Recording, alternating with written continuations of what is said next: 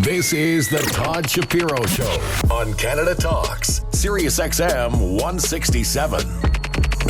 All right, from Namaste Technologies and NamasteTechnologies.com, our man, Darren Gill. Hi, Darren. How are you? Good, Todd. How's it going? Good. You're in Toronto now? Is that the deal? Yeah, and you guys have brought the rain, or I guess I brought the rain with me. Oh no! You know it's funny where I am. It's actually not raining yet, but good to know that it's raining. Yeah, you coming from Vancouver? Hey, I was reading a study just a few hours before the program started. Actually, a national cannabis survey found that 16% of Canadians over 15 years old have used pot in the last 3 months, so a young age, and also that. The 5 million Canadians who have consumed cannabis in some form during that period, one quarter were men, 16% women reported they plan to consume it in the next 3 months. Whereas the main one I was going to get is that men are twice as likely to consume cannabis as women. Is that something you've seen as a company? I think from a demographic perspective, men are more susceptible. I think, generally we'll start at a younger age, more susceptible to peer pressure, access, through schools, wanting to look a certain way. So I could definitely see where that's happening.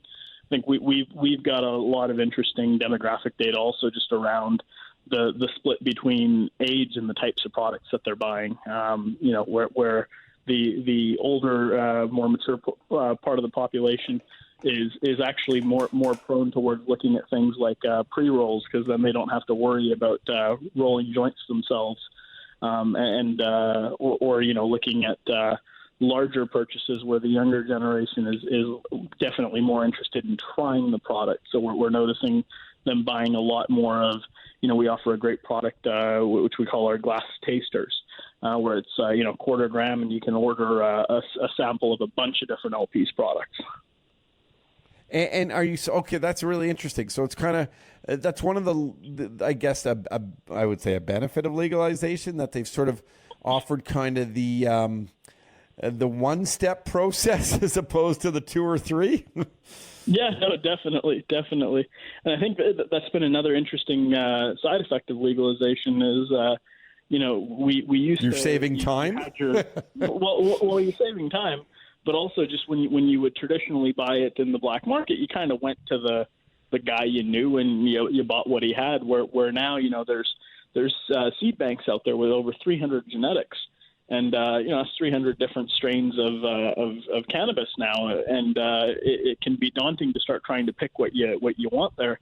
So, the notion of having a sample pack or the ability to try small amounts before you commit to a large purchase is definitely something we've been very focused on in terms of, making accessibility to our patients and customers and letting them try a wide variety. And obviously on the very legal side, legally purchased, legally of age legal, did demographics from NamasteTechnologies.com show also that there are sort of more men involved in using, or is that just this report? No, I think in general our demographic data would support a lot of the findings from the report. And what about are there demographics that are increasing that might surprise people? The most interesting portion to me was the baby boomer generation and kind of how much consumption's going on at that 50 plus crowd. I think, if you think about it, it makes a lot of sense having grown up in the 50s and 60s. But, if you think about it from my perspective, it's like, oh, God, well, my grandfather smokes this stuff. Yeah, it's always peculiar, isn't it, Darren Gill from NamasteTechnologies.com, to think about, your folks or your grandparents using it, but then with all the knowledge that is out there, and of course no one can make, true medical claims yet, and a lot of that research is still happening, especially on the medical side. But, one of the things I'll be comfortable in saying, and that's fine, I think, is about, whether it's pain management or anxiety and stuff like that. I think a lot of people would talk about that very openly. And if you start thinking about older demographics, you definitely, not necessarily the anxiety, but definitely the, pain management And it just seems, we've had these conversations, but not for a few months anyway, Darren, that it at least it would seem like it is a much better alternative than some of these really harsh kind of pharmaceutical drugs that are being prescribed. Well, and I think also if you start thinking about the amount of side effects that, a lot of these drugs come with, and, it seems like every drug that gets put out has a side effect of internal bleeding or sudden death as, a very small chance. But I love the way they file their disclaimers. Cannabis is actually a much safer and healthier alternative. And, not even confusing cannabis from a THC perspective, but a lot of folks, including myself, happen to use CBD for that exact same reason, where, it offers you the properties of the relaxation, the calming of anxiety, helping you sleep without actually having to get you high. And I think you're seeing a very, very broad demographic shift that's now moving towards really starting to view CBD as a health supplement as opposed to, I think the stigma that's been associated with cannabis over the past of it's just there to get high. It seems like weekly there's sort of new news within the cannabis sector. And has anything sort of stood out for you, Darren Gill, this week, say, as from our last conversation? Well, I think it's unfortunate that every little piece of good news that comes out is usually followed by some bad news in the cannabis sector these days. And it's unfortunate. I think about a week ago now, Health Canada came out with an inspection report over the evolving situation at CanTrust. Canopy's financials came out here, a day ago, and those are now, again, continuing to depress the market. So although there's a lot of companies out there trying to do the right thing and continue to move the business forward, there's unfortunately, all the way up to the biggest players in the space that are having less than ideal results. That's creating a depression on the entire market. Yeah, I read a tweet today, actually, and I thought it was very aptly put, where someone said, when Canopy coughs, the rest of the cannabis sector gets a cold. And I kind of thought that was very appropriate. Canopy shares down about 15% today, trading under weed or CGC over in America. And it is an interesting space. And, that's one thing that I think a lot of people have said sort of in the long run, usually you can determine who survives. And, I talked to you and knowing a little bit about your company and the company structure and stuff. One thing I know is, and correct me if I'm wrong, Darren, but, Namaste Technologies themselves on a business level, you're pretty strong with cash in the bank, aren't you? Well, yeah, exactly. And I think we're in a fortunate position to have done a raise at a rather strategic time just before, the market really started to dip. And that's left us with the ability to, sustain some of the headwinds that I think the market's going to have and continue to have. Everybody knows there's, the anticipated September run up. But, I think given the way the sector's performed, the underperformance of a few companies and the general sentiment towards capital markets wanting to continue to invest in the sector and, the ability to raise capital and so on being depressed, that I think we're gonna continue to see a bit of a lull really until we get closer to the phase 2 legalization and that product really starts to become available. And you start to see that uplift. And there's a lot of companies trying to focus on capitalizing on the new market opportunity that's emerging, including Namaste, with our interests in Chocolate as our edibles provider and CanMart Labs, which is our extraction facility, really to be able to line up to capitalize on the recreational and medical opportunity that this new wave is going to create. Do you have any sort of company updates or news releases or things you're working on that you can talk about or at least tease? I think there's been an ongoing, sentiment from the market towards us in terms of where we're at with our oils license and when things are going to progress. And I think we've been very heads down. We've been working with Health Canada and the regulators and so on to get things moving forward. And, things are continuing to head in the right direction. So hopefully, I know it's an update that folks are definitely waiting for and interested in, and we're going to continue to work towards that and hopefully have some positive news here very, very soon. Well, that's good to hear, and look forward to positive news from the company. I was reading another story today about a Ontario-based company out of Kitchener-Waterloo area is looking to develop a cannabis breathalyzer for U.S. police, but a breathalyzer that could in fact detect both alcohol and cannabis. The tech, and I always think of you and technology, and it's more, for your tech, it's more like kind of online sales and all that kind of stuff. But, for creation of tech, that would be an intriguing, I think, important piece to understanding it. And as we all know, we're so supportive over here from a public service announcement side of things about reminding people to never get high and drive. I think, it'll be interesting to see how well it's received, just considering I know that, in Canada before legalization, we developed a THC testing kit that was, supposed to be this product that was going to go mass market, and they were trying to sell into all the jurisdictions.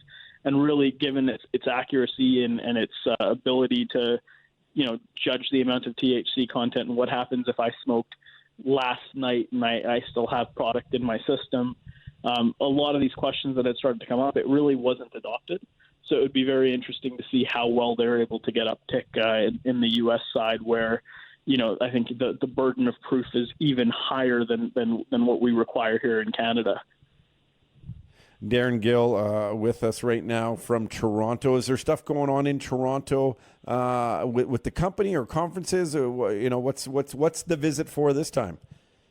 We've been focused a lot on trying to revise our kind of strategic plan in terms of what we're doing, for everything from oils to the recreational market to how we're going to be able to grow. We've had some really good meetings with some industry partners out here as well. So we're looking to try to continue that momentum forward. One of the interesting things was we put out a press release today where we signed a partnership with a company out of Europe called Cedo Labs, and they design a product which is a home grow box. And it's effectively you plug it into the wall, you're able to put your plants or herbs inside, and it's basically self-contained, has the light, the humidity control, everything you need built into it. Great little product. It's already available on our European sites at namaste.co.uk, and we'll be getting it over into our Canadian sites here in the coming weeks before the end of the third quarter.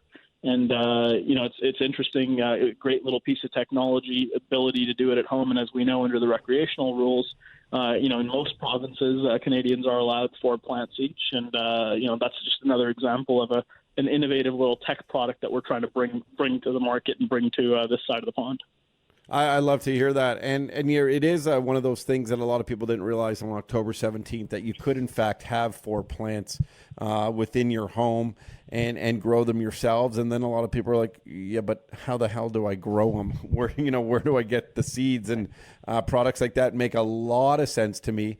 And I kind of like it. It's sort of showing the community base to marijuana companies, which is hey, yeah, buy it from an LP or buy it from obviously a retailer on Queen Street or whatever it may be, or online somewhere.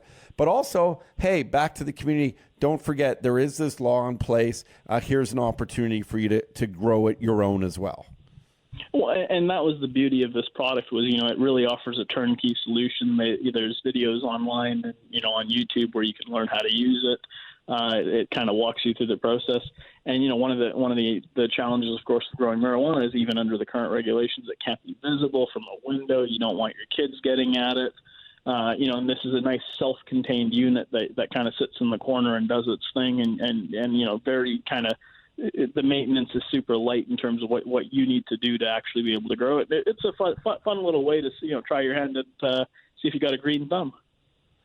Yeah, and people, it'll be interesting to see how it's like kind of bragging rights, where you brew your own beer and you're like, come taste my own beer, and people talk about it. You have a party, people come over, and you make your own wine, and so all that stuff. I think community, because it's like a conversation piece. It's kind of fun. You discuss it. It's really just like also on the simplest of forms, it's like making a wonderful dinner for people. Exactly. It's a family gathering exercise. It's an awesome family gathering exercise without a doubt. Darren Gill from Namaste Technologies.com. And you mentioned Europe. How are things progressing in Europe? Are they doing well with cannabis products, and are they regulated to protect the consumers? Definitely. I mean, a lot of Europe's moved forward with some type of medical legalization. And, it was interesting. I think I'd mentioned it last week, but Luxembourg has actually come out as one of the first, European countries that wants to go completely recreational. And, they've almost put out a bit of a challenge to the entire European Union, talking about a lot of things like, getting it out of schools, helping manage the quality of the product, the control around it, obviously being able to get the taxation revenues and ultimately helping get it out of youth hands by destigmatizing it. And I think, it's very forward thinking of them to start working on bringing in legislation like that. And, much like we saw here, it takes one country to be able to start driving change and kind of paving the way. And I'm definitely glad to see that they're starting to get there as well. Darren, I love these chats. I think they're very important, and you're such a great representative of everything that's going on at NamasteTechnologies.com. Again, I think you show a lot of couth and a lot of class, and one of the things you don't talk about is the stock price. And I can tell you, I think it's a phenomenal buy based on what I know about the company. It's been a tough sort of sector kind of correction or whatever's happened, but I love the company, and I can't give financial advice. I always tell people do your due diligence, but if you are looking at some stocks, and if you do want to get to know a management team, right here is the place to do it. And I really like what I see from your entire company, from the entire structure. Thank you so much for your time today. Thanks a lot, Todd. Appreciate it. Excellent. Darren Gill from NamasteTechnologies.com. This is the Todd Shapiro Show on Canada Talks, SiriusXM 167.